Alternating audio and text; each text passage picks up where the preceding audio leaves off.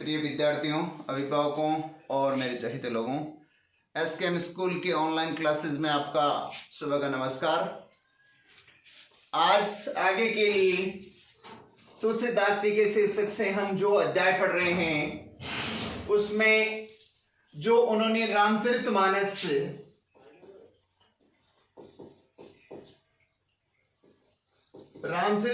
जो कह सकते हैं महाकाव्य लिखा है। और रामचरितमानस महाकाव्य में इन्होंने जो बालकांड में आपको मैं बता चुका हूं, सीता स्वयंवर के अवसर की बात है। जब सीता स्वयंवर के अवसर पर प्रभु श्री राम के द्वारा भगवान शिव के धनुष पिनाक को कह सकते हैं या पिनाक का भंजन कर दिया जाता है, तोड़ दिया जाता है, उस समय परशुराम जी जो भगवान शिव के शिष्य हैं वो यहां अपने गुरु के धनुष का तोड़ने के कारण मानो यहां अपमानित महसूस कर रहे हैं और उस अपमान का बदला लेने के लिए मानो अति आवेश में आकर तरह तरह की बातें कहते हैं। और उसी का शीर्षक यहां नाम कह सकते हैं राम लक्ष्मण एवं परशुराम संवाद। तो यहां कह सकते हैं राम लक्ष्मण परशुराम का संवाद है। और यहां कह सकते हैं कि यहां जो अवधी भाषा में लिखा है, और इस अवधी भाषा में देखो आपको मैं बताना चाहता हूं, यहां जब परशुराम जी अति क्रोधित हो जाते हैं, बार बार क्रोध में आकर के तरह तरह की बातें कहते हैं, उस समय लक्ष्मण जी अब परशुराम जी को कहते हैं। उस समय देखो यहां इस कह सकते हैं चौपाई में क्या लिखा है, बिहसे लखनु बोले मृदुबानी, बिहसियन हंसकर। क्योंकि बार बार जब परशुराम जी अति आवेश में आकर के तरह तरह की बड़ी बड़ी डीग हाँकते हैं, उस समय लक्ष्मण जी कटाक्षपूर्ण हंसी हंसते हुए, मंद मंद मुस्काते हुए, विहसियन हंसकर, लखन लक्ष्मण बोले न बोलते हैं मृदु वाणी यानी मीठी वाणी में।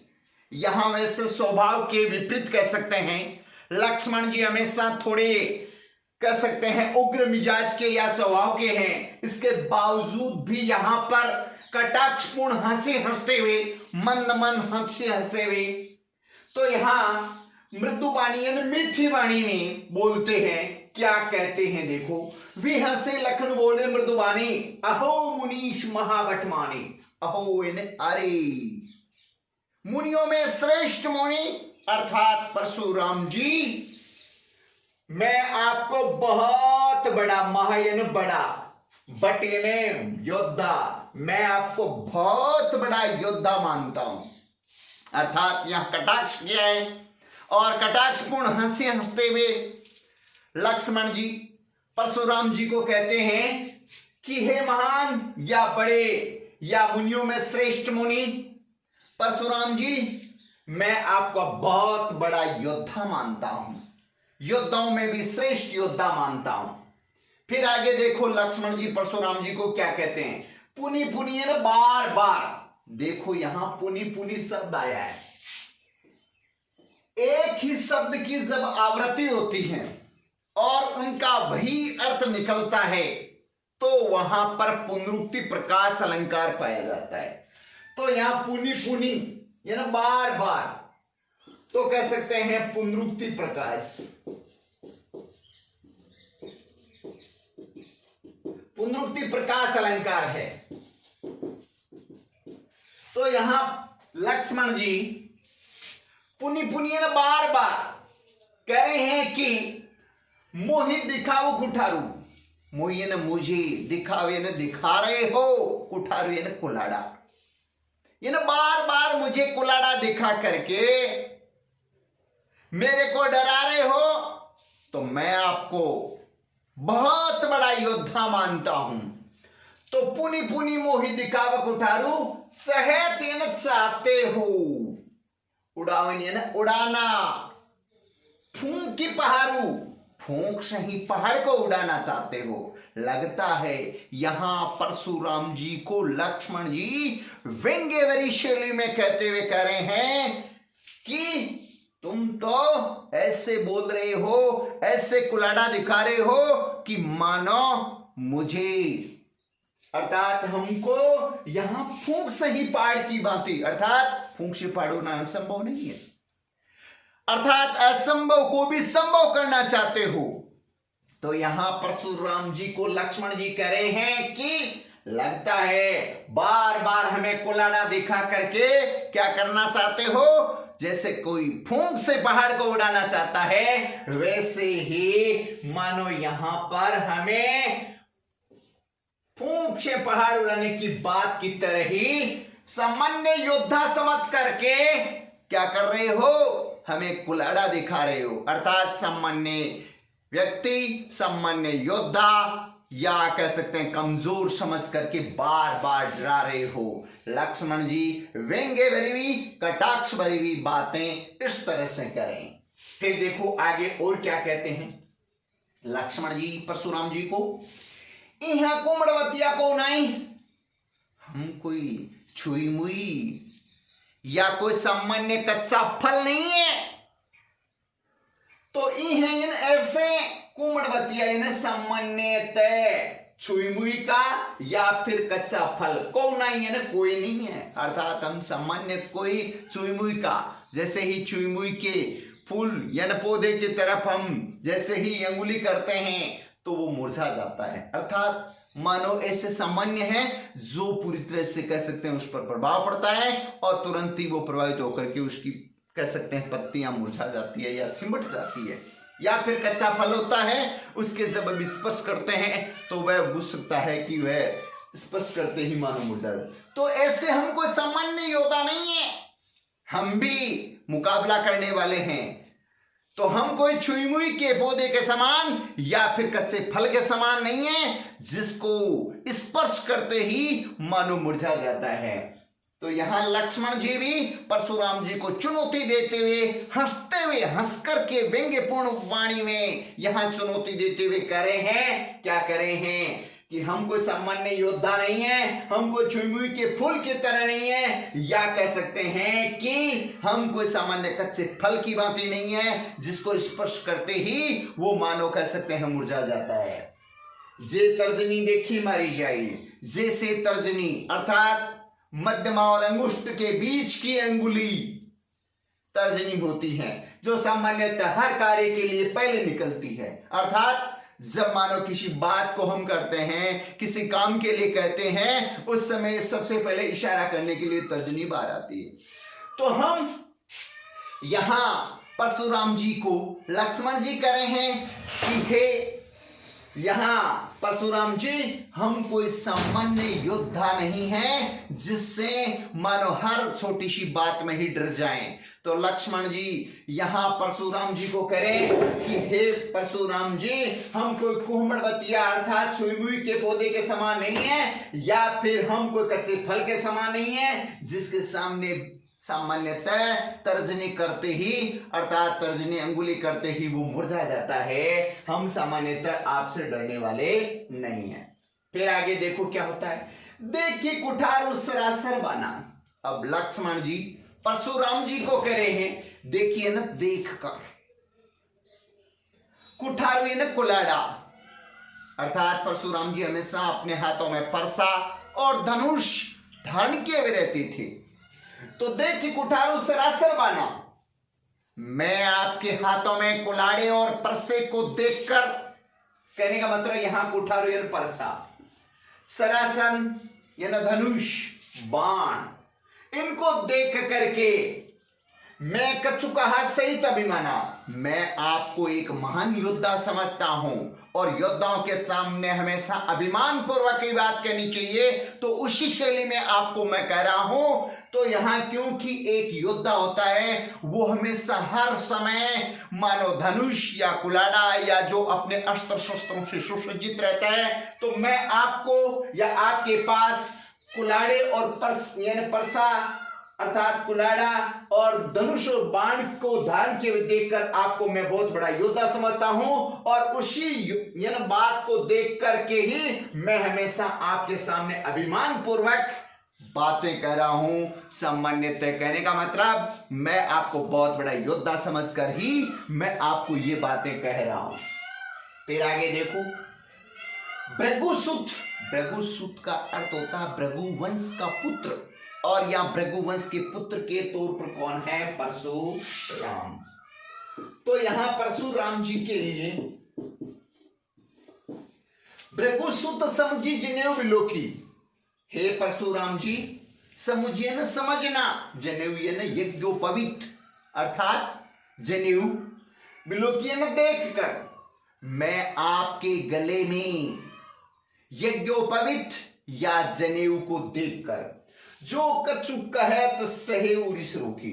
मैं तो यहां परशुराम जी को लक्ष्मण जी कह रहे हैं कि मैं हालांकि बहुत आपकी बातों को सुन सुन करके क्रोध प्रकट कर रहा हूं, लेकिन मैं, हे परशुराम जी, हे भृगुसुत, आपके गले में जनेऊ देखकर ही सारा क्रोध रोक रहा हूं। ऋषि न क्रोध, रोकिए न रोकना, सहिए न सहन करना, कहुए न कहता हूं। हालांकि मैं बहुत कुछ कहना चाहता हूं या बहुत कुछ करना चाहता हूं, लेकिन मैं आपको ब्राह्मण समझकर, क्योंकि आपके गले में यज्ञोपवीत है और मैं आपको ब्राह्मण समझकर ही बहुत सारे कह सकते हैं बातें कहना चाहता हूं, लेकिन मैं अपने आप को रोक रहा हूं, क्योंकि हम कभी ब्राह्मणों पर गुस्सा या क्रोध प्रकट करते नहीं हैं। तो यहां परशुराम जी को और कह सकते हैं आग में घी डालने वाली बातें कह कह करके बार बार लक्ष्मण जी परशुराम जी को क्रोध में और क्रोध दिलाते हुए कह रहे हैं कि हे परशुराम जी, मैं तो आपके गले में जनेऊ देखकर ही, अर्थात आपको ब्राह्मण समझकर ही मानो बहुत कुछ कहना चाहता था, लेकिन कह नहीं रहा हूं, क्योंकि मैं आपको ब्राह्मण समझकर ये सारी बातें अपने मन ही मन में सारी बातें रोक रहा हूं। तो कहने का मतलब है कि हालांकि मैं बहुत कुछ करना चाहता हूं, कहना चाहता हूं, लेकिन अपने आप को सारे क्रोध रोक रहा हूं। फिर देखो आगे क्या कहा है लक्ष्मण जी ने, सुर महिसुर हरिजन अरुगाई। हमारे वंश में, हमारे कुल में, अर्थात रघुकुल में इन चार पर, चार कौन कौन? सूर्य न देवता, महिसूर्य ने धरती के देवता, और धरती के देवता को मैं बता चुका हूं ब्राह्मण।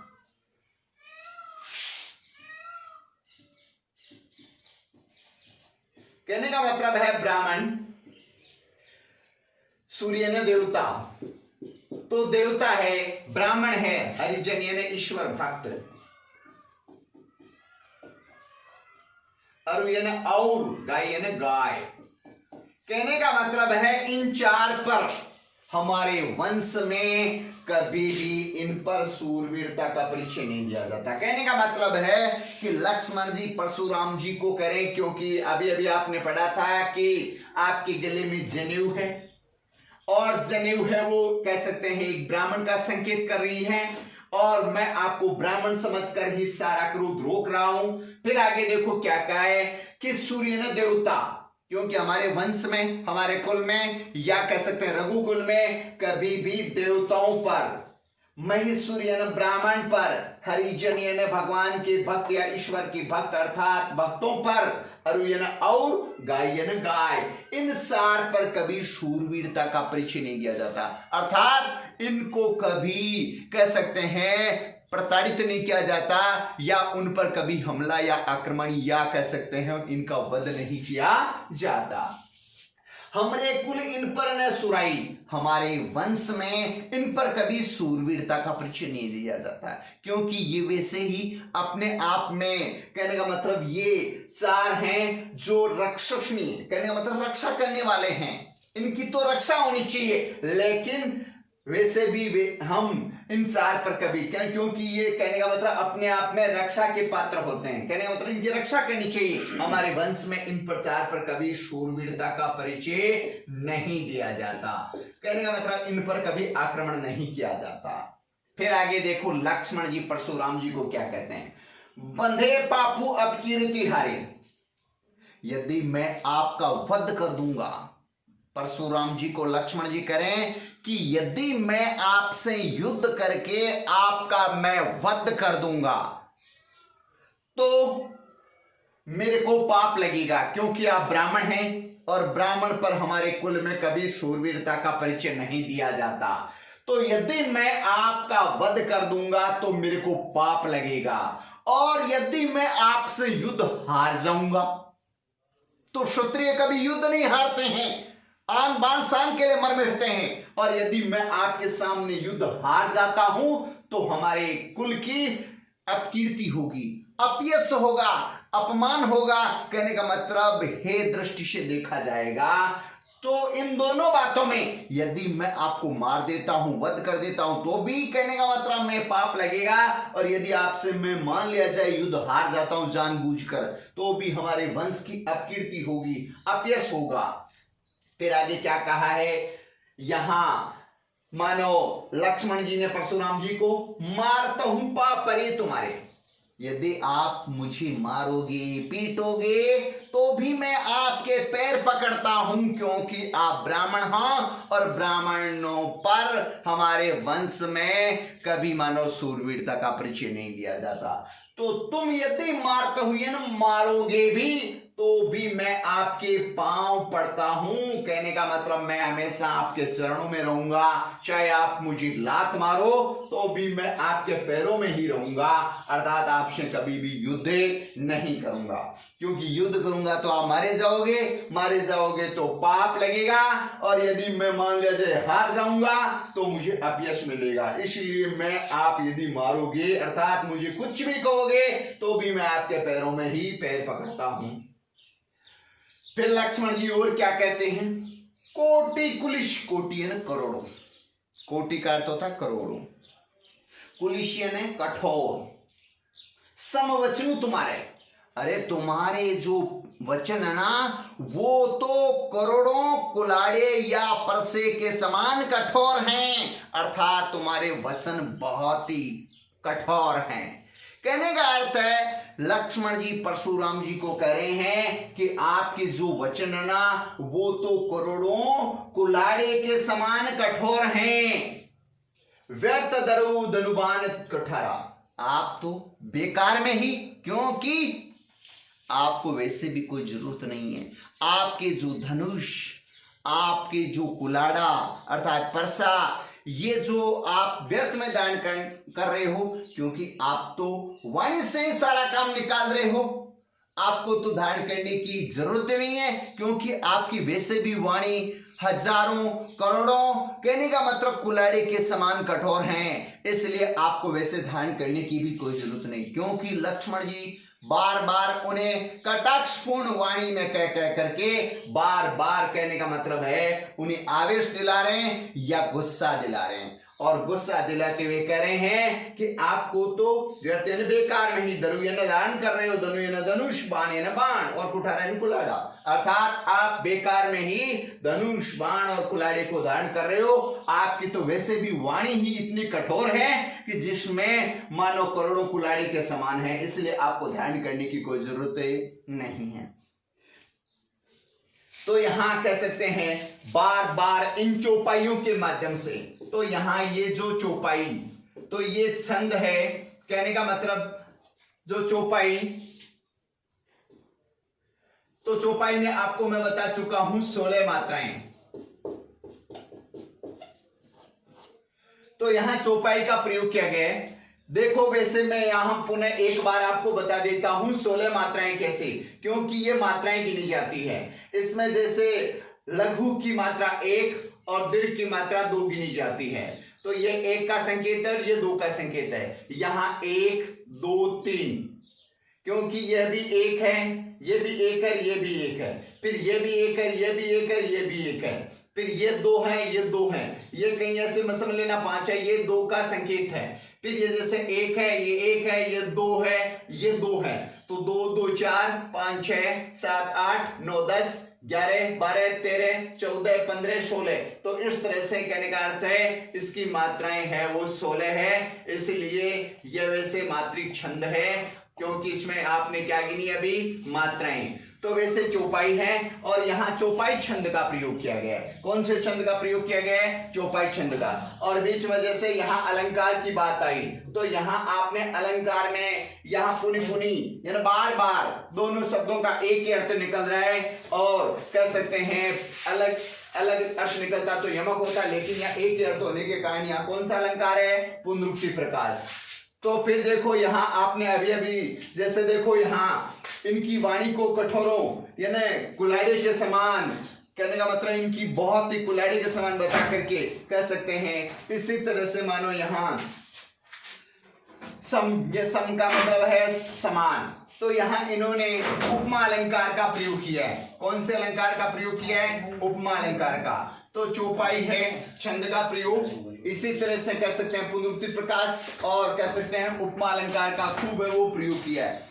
यहाँ कह सकते हैं कि बार बार लक्ष्मण जी परशुराम जी को कटाक्षपूर्ण वाणी में कह के बार बार मानो यहाँ पर पूरी तरह से मानो एक तरह से गुस्सा में गुस्सा दिलाते हुए बार बार। तो यहाँ अनुप्रास अलंकार, क्योंकि अंत में जैसे अंतानुप्रास आपको मैं पहले बता चुका हूं, अंत में एक जैसी ध्वनि आने के कारण यहाँ अंतानुप्रास का भी खूब प्रयोग है। तो अंतानुप्रास है, पुनरुक्ति प्रकाश है, इसी तरह से कह सकते हैं कि उपमा अलंकार का प्रयोग। तो यहाँ मानो चौपाई और दोहे छंद का प्रयोग और कह सकते हैं, और भाषा है वो आपको मैं पहले भी बता चुका हूं कौन सी भाषा का प्रयोग किया गया है? अवधी भाषा का। तो यहाँ जो ये चौपाइयां हैं इसमें कह सकते हैं कि तुलसीदास जी ने अवधी भाषा का प्रयोग करते हुए बार बार, कहने का मतलब इन चौपाइयों के माध्यम से परशुराम जी और लक्ष्मण जी की कटाक्षपूर्ण वाणी को मानो कह सकते हैं कि यहाँ अपनी बात से प्रकट वो कर रहे हैं। हाँ तो देखो अब जो लक्ष्मण जी और परशुराम जी के बीच में जो बातचीत हो रही है, अब देखो इस दोहे के माध्यम से वो क्या करें? जो बिलो की अनुचित कहू समो महामुनि दीर, सुनी सरोस भृगुवंश बनी बोले गिरा गंभीर।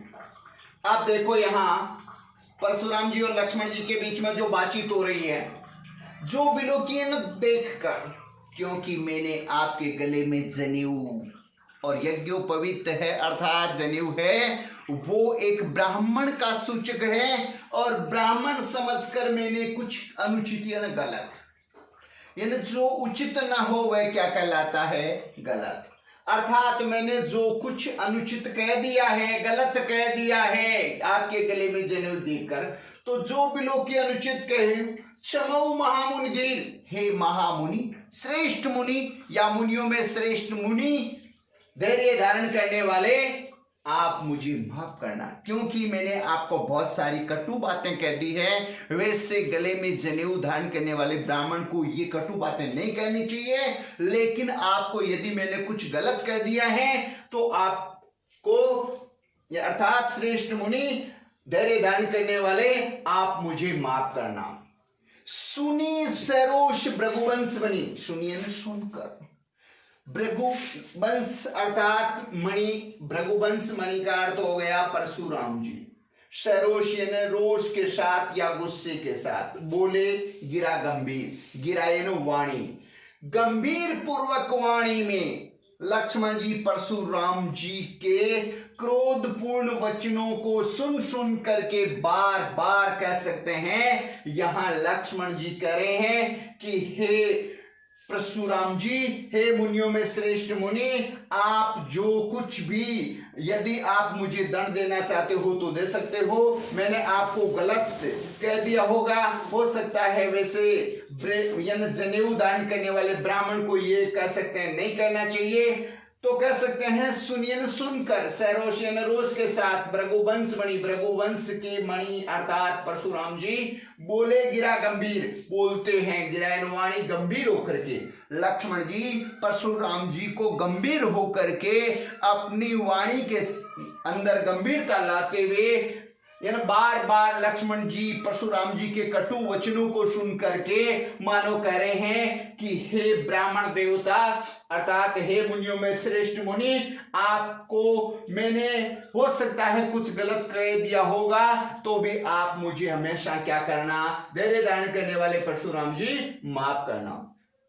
तो ध्यान से देखें, ये वैसे कहने का अर्थ है दोहा छंद का प्रयोग किया गया है।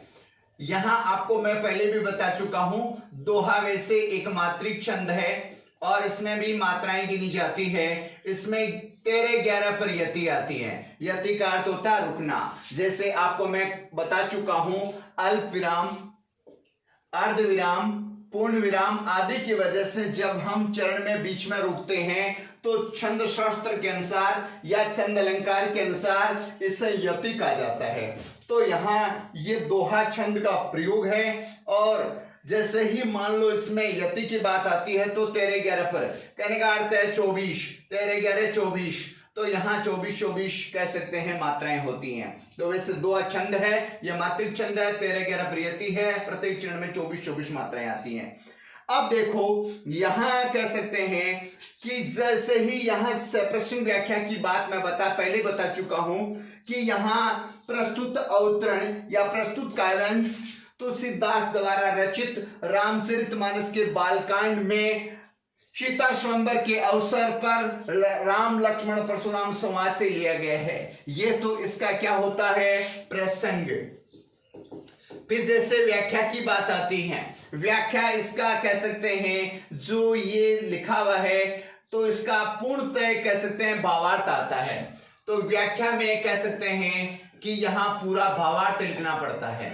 फिर जैसे विशेष आता है तो विशेष में आपको मैं कल ही बता चुका हूं, पहले भी बता चुका हूं कई बार, विशेष में हमेशा कहने का अर्थ है कि कौन सा छंद है, कौन सी शैली है, कौन सी कह सकते हैं छंद है, या इसी प्रकार अलंकार है, या कह सकते हैं भाषा है, शैली है, या कहने का मतलब इत्यादि बातें, या फिर गुण है, रस है, या कह सकते हैं रीति है, इत्यादि बातें आती हैं।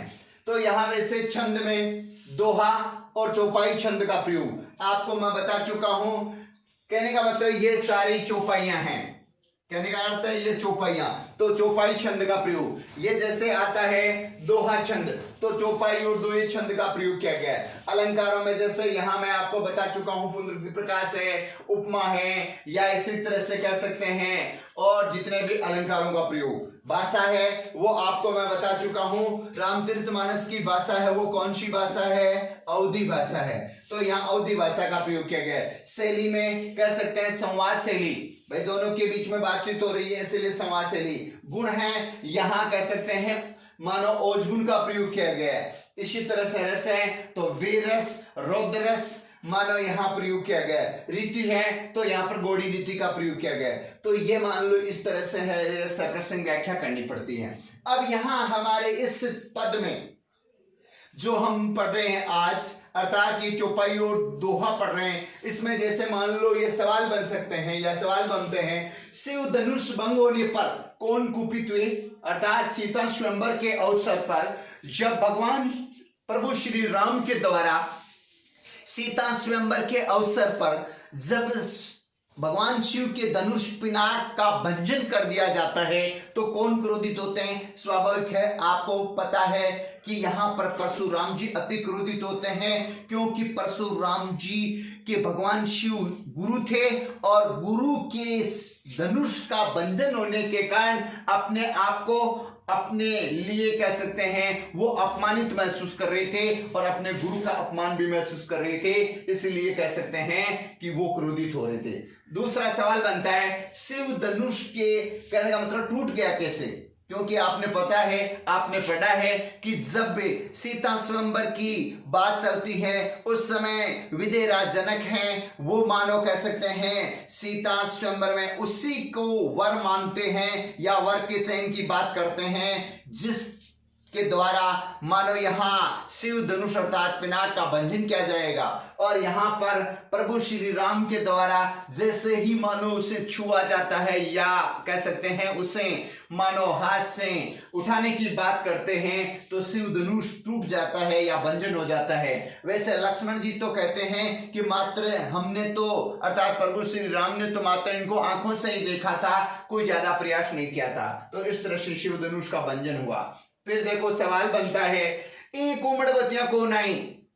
लक्ष्मण जी आपने पढ़ा है कि परशुराम जी जब अति क्रोध में आते हैं तो लक्ष्मण जी भी अपनी वाणी में अपनी उदंडता या शैतानी लाते हुए देखो क्या करें, एक उमड़वतिया को नहीं। हम भी वैसे कोई सामान्य योद्धा नहीं है, हम कोई छुई के फूल की बात ही नहीं है या कह सकते हैं कच्चे फल की बात ही नहीं है जिसके सामने तर्जनी करते ही वो मुरझा जाता है या कह सकते हैं मानो अपने आप में पूरी तरह से नष्ट होने की कगार पर आ जाता है। तो वो स्थिति हमारी भी नहीं है। तो यहाँ कहने का अर्थ है लक्ष्मण जी बार बार कहने का मतलब अपने कठोर स्वभाव को उदंडता स्वभाव को दिखाते हुए बार बार परशुराम जी की हर जो बातें हैं उनका कटाक्षपूर्ण उत्तर देते हुए कह रहे हैं कि एक उमड़वतिया को नहीं जे तर्जनी देखी मारी जाए। तो जे तर्जनी देखी मारी जाए या डरी जाए। हम तर्जनी से अर्थात अंगुली से डरने वाले सामान्य योद्धा नहीं है, हम भी आपसे मुकाबला करने वाले हैं, हम आपसे डरने वाले नहीं हैं। तो ये जो आज आपने जो कह सकते हैं चौपाई और दोहा पढ़ा उसमें आपने ये बातें सीखी या देखी। अब आप घर पर रहें, सुरक्षित रहें और मैं यही कहूँगा कि ज़्यादा से ज़्यादा अध्ययन की तरफ ध्यान देवें और घर रहें।